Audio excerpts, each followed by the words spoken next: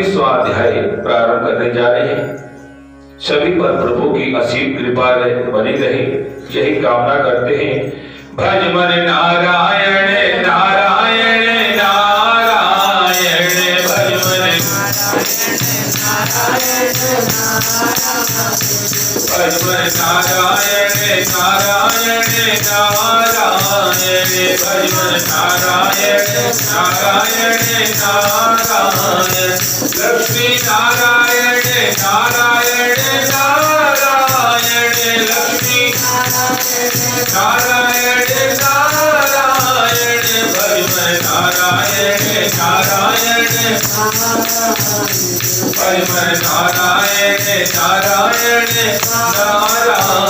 बोल श्री विष्णु भगवान की जय, बोल शंकर भगवान की जय, बोल माता गंगा तेरी सदा ही जय, बोल कार्तिक भगवान की जय, बोल तुलसा महारानी की जय।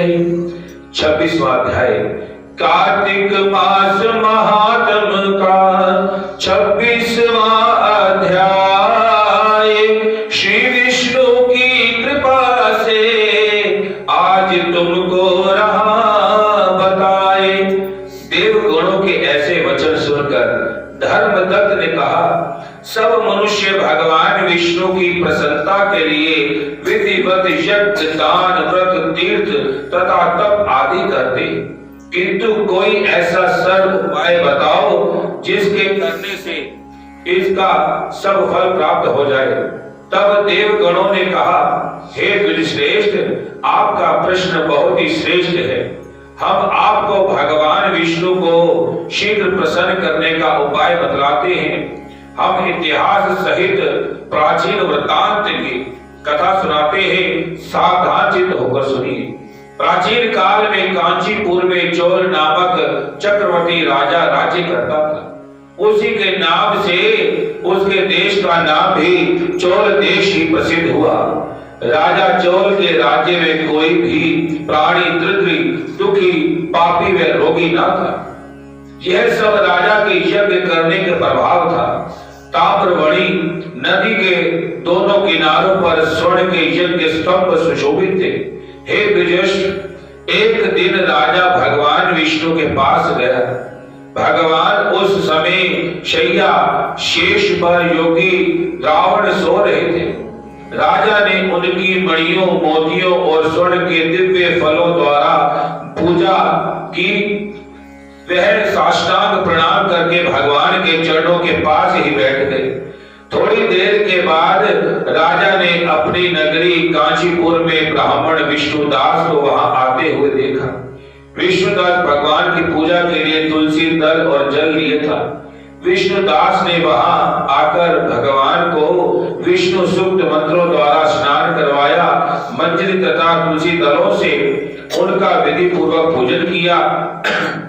विष्णुदास के चढ़ाए हुए तुलसी दल के राजा के चढ़ाए हुए मणि मोती स्वर्ण फूल ढक गए। राजा यह देखकर क्रोध से भरकर बोला, ढोंगी मूर्ख, तूने मेरी चढ़ाई हुई मणियों मोतियों सोने के फूलों के तुलसी दल से अपने सारे फूलों से ढक दिया है। तू भला भक्ति करना क्या जाने, क्योंकि तूने मेरे किए हुए विचित्र श्रृंगार को बिगाड़ दिया है। राजा की बात सुनकर विष्णुदास को भी क्रोध आया और वे राजा के गौरव को तुच्छ समझकर कहने लगा कि हे राजन, तुम भक्ति करना नहीं जानते, तुमको तो आपने धन का घमंड है, अभिमान है। बताओ कि आज से पहले तुमने भगवान के कितने व्रत किए हैं?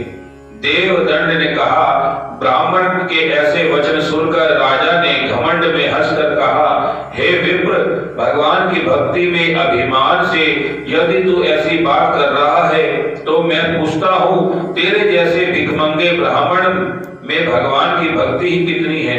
क्योंकि तुमने आज तक भगवान की प्रसन्नता के लिए कुछ भी नहीं किया, ना तो कोई मंदिर ही बनवाया।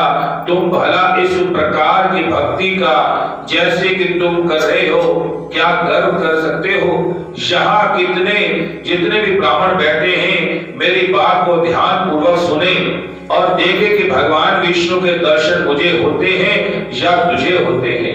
इसके बाद दोनों की भक्ति के संबंध में आप लोग जान लेंगे। देवगणों ने कहा। ऐसा कहकर राजा अपने महल में चला गया और वहां जाकर उसने अपने पुरोहित मृदगल को आचार्य बनाकर विष्णु यज्ञ आरंभ किया। उसने उस यज्ञ में अनेक ऋषियों महर्षियों को बुलाया, उनको बहुत सा अनाज और धन आदि दक्षिणा दी। उधर विष्णु दास भी अपने मंदिर में रहकर भगवान की प्रसन्नता के लिए व्रत करने लगा। उसने माघ तथा कार्तिक मास के व्रत किए, तुलसी के वन में पूजन किया और एकादशी को भगवान विष्णु के द्वादश अक्षर मंत्र का जाप किया। वह भगवान को प्रसन्न करने के लिए गीत गाता रहा, नृत्य करता रहा। वह प्रत्येक नित्य प्रति व्रत करता रहा, भूमि पर सोता रहा। हर समय भगवान को प्रसन्न करने के लिए एकादशी के व्रत किए और उस व्रतों के नियम का पालन भी किया, अध्यापन भी किया। और इस प्रकार राजा चोल और विष्णुदास द्वारा आराधना करते हुए बहुत दिन बीते गए। अतः कथा का 26वां अध्याय संपूर्ण। बाकी कल बताएंगे कि क्या हुआ था। भजमन नारायण नारायण नारायण, भजमन नारायण नारायण नारायण, लक्ष्मी नारायण नारायण नारायण,